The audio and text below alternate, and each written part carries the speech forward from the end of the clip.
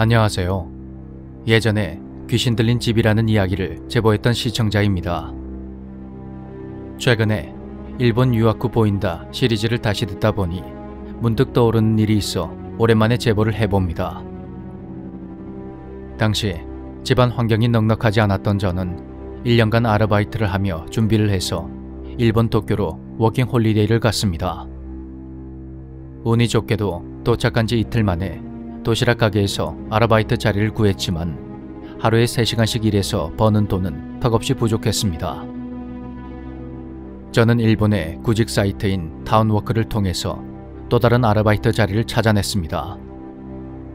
그곳은 서울의 경복궁과 비슷한 곳인 아사쿠사 인근에 있는 호텔이었습니다. 호텔은 역 출구에서 도보로 5분 정도 떨어진 곳에 있었는데 제가 면접을 봤던 그 시기에 호텔 이름을 바꾼 지 얼마 되지 않은 상태였습니다.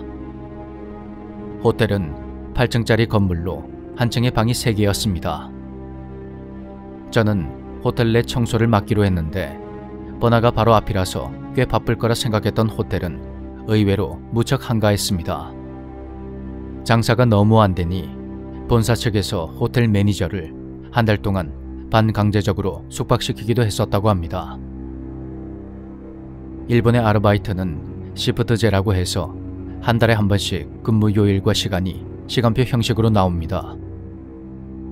열심히 일해서 생활비를 벌고 싶었던 저의 의지와는 달리 저의 출근 일수는 점점 줄어들었습니다. 호텔 측에서도 손님을 끌기 위해 숙박료 할인이나 생맥주 무료 제공 등의 이벤트를 했지만 투숙객들이 가장 많을 시간에도 객실은 텅 비어 있었습니다. 나중에 제가 다른 호텔에서 알바를 했을 때는 저녁 시간에만 무려 32개 이상의 객실을 청소해야 했는데 말입니다.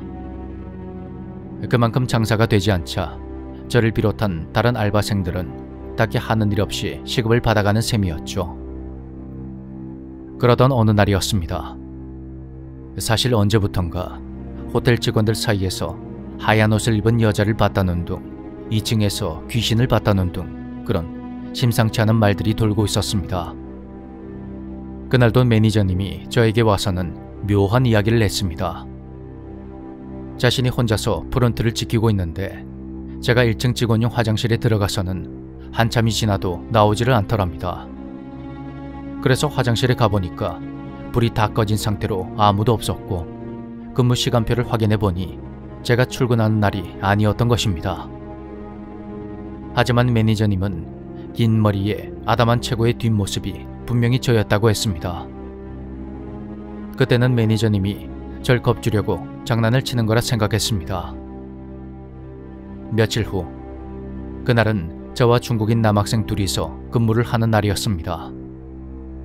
역시 8층짜리 호텔 건물은 텅 비어 있었고 손님이 없다고 가만히 있으면 매니저님의 불호령이 떨어지기 때문에 우리는 프론트에서 가장 먼 곳에 있는 8층의 객실부터 둘러보기로 했습니다. 마침 처음 들어간 방에 비품이 빠진 것이 있어서 제가 그걸 채워두기 위해 창고로 갔죠. 잠시 후 필요한 물건을 챙겨서 창고로 갔는데 중국인 친구가 놀란 토끼눈을 하고서는 아까 정리해둔 이불을 다시 개고 있는 겁니다. 야, 칭! 너 뭐해? 너 매니저님이랑 있는 거 아니었어? 아, 뭔 소리야. 장난치지 마. 아니, 웬 일본인 남자가 너한테 계속 말 거는 걸 들었단 말이야. 뭐? 그게 어떤 아저씨가 일본어로 널 부르면서 계속 질문했는데 네가 대답을 안 하더라고. 난 매니저님이 온 줄 알고 괜히 일하는 척 했던 건데. 그 말을 듣는데 순간 멍해졌습니다. 역 바로 앞에 있는 호텔이라 근처에 주택이라고는 전혀 없었습니다. 게다가 그날 프론트에는 여직원이 있었고 창고에도 분명히 저 혼자였습니다.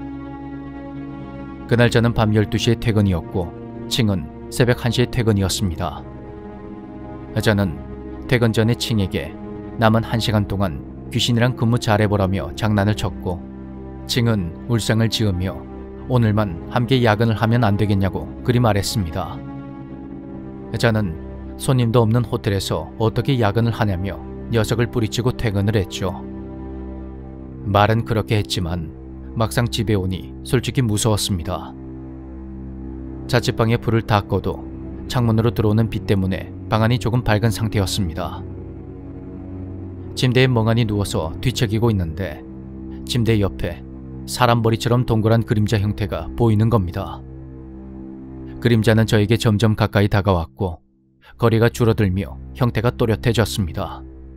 순간 칭이 들었다던 목소리의 주인공이 호텔에서부터 우리 집까지 날 쫓아온 건가 하는 생각이 들었습니다. 전 그것을 애써 무시하며 잠을 청했습니다. 그 이후로 별다른 일은 없었지만 호텔은 3개월 후에 또다시 이름을 바꿨습니다. 매니저님은 객실에서 잠을 자다가 공을 튕기고 있는 남자아이를 봤다고 합니다. 一緒に遊ぼう. 그것은 한국말로 함께 놀자는 뜻입니다. 호텔의 이름이 다시 바뀌는 동안 직원 1명과 알바생 3명이 일을 그만두기도 했습니다. 문제는 그 이유입니다. 한국에 들어온 후에도 전 한동안 이상한 형체를 목격했고 악몽에 시달리기도 했습니다. 정말로 호텔에 머물러 있는 그 존재들이 저를 따라온 것일까요?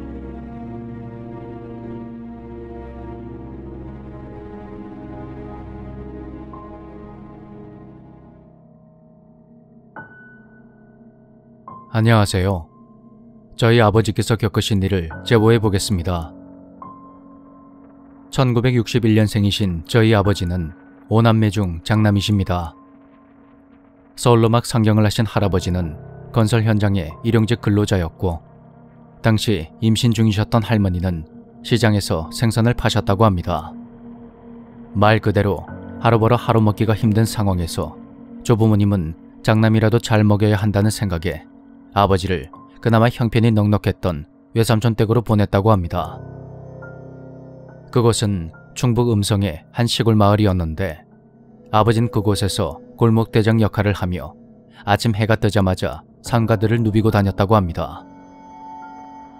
또래 친구들 중에서도 유독 뒷집 친구와 친했던 아버지는 밤이 되면 헤어지는 게 아쉬울 정도로 그 친구와 늘 함께했다고 합니다. 그러던 어느 날, 그날도 아버지는 그 친구와 함께 산중턱의 계곡에서 개구리와 가재를 잡으며 시간 가는 줄 모르게 놀고 있었습니다. 그날따라 가재가 소쿠리 하나 가득 채울 정도로 잘 잡혔다고 합니다. 그렇게 정신없이 놀다 보니 어느새 주변이 어두워졌고 아버지와 친구는 소쿠리를 옆에 끼고 웃고 떠들며 산을 내려왔습니다. 당시 그 산에는 성황당이라고 하는 사당 같은 게 하나 있었는데 어떤 아주머니가 두 어린아이에게 다가와서 말을 걸었고 이것을 먹고 가라며 빨간 사과를 내밀었다고 합니다. 사과가 어찌나 크고 빨간지 과장을 살짝 보태자면 어린아이의 머리통만 했다고 하더군요. 그 어두운 산속에서도 사과는 반짝반짝 광이 났다고 합니다. 아버지가 사과를 한 입 베어 물려는 순간 외삼촌의 얼굴이 떠올랐습니다. 어린 나이에도 친척집에 얹혀 사는 것에 대한 왠지 모를 불편함과 죄송함을 느낀 아버지는 외삼촌과 숙모에게 사과를 드리려고 그걸 먹지 않고 따로 챙겼다고 합니다. 그러는 동안 친구는 이미 사과를 다 먹어버렸다고 합니다. 어? 야, 니 벌써 다 먹었나? 너무 맛있다, 야. 니 그거 안 먹을 거면 나 주라. 아가, 너는 왜 사과를 안 먹니? 저는 이거 우리 외삼촌 갖다 드릴 거예요. 어서 지금 먹어라. 사과를 다 먹으면 아줌마가 하나 더 줄게.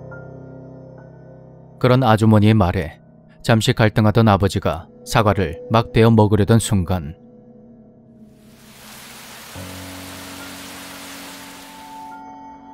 갑자기 쏟아지는 비에 아버진 아주머니에게 급히 인사를 드린 후 친구와 함께 마구 뛰어서 산을 내려갔습니다. 집에 도착해보니 시간은 어느새 밤 9시가 훌쩍 넘었고 아버지는 외숙모에게 혼이 나는 바람에 사과를 드린다는 걸 깜빡 잊어버리고 잠에 빠져들었습니다. 그날 밤부터 무려 일주일 동안 아버진 심한 열병을 앓으셨습니다.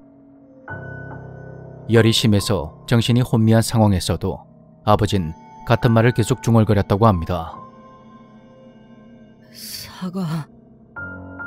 사과 드세요. 사과요. 사과 드세요. 이를 이상하게 여기신 아버지의 외삼촌은 아버지의 옷가지 속에서 사과를 발견하셨고 이내 동네에 있는 무당을 불러왔다고 합니다. 마당에서 굿하는 소리를 들으며 아버진 그대로 기절하는 것처럼 잠이 들었습니다. 얼마나 지났을까? 잠에서 깬 아버지는 급히 물을 드셨고 그제야 사과 생각이 났던 아버지는 외삼촌과 숙모에게 상황 설명을 했습니다. 아버지의 이야기를 들으며 표정이 어두워진 외삼촌은 아무 말 없이 아버지를 꼭 안아주었다고 합니다. 아버지가 사과라고 생각했던 그것은 놀랍게도 성황당에 쌓여있던 커다란 돌덩어리였습니다. 아버지와 함께 산에 갔던 친구 역시 심하게 아픈 상태였는데 아버진 그날 친구가 비를 맞아서 자신처럼 감기에 걸린 거라 그리 생각을 했습니다. 몸이 어느 정도 회복된 아버지는 당시 귀한 간식이었던 엿을 들고 뒷집에 사는 친구를 찾아갔습니다. 친구는 며칠 사이에 온몸이 바싹 말라 있었는데 배만 터질 듯이 볼록했다고 합니다.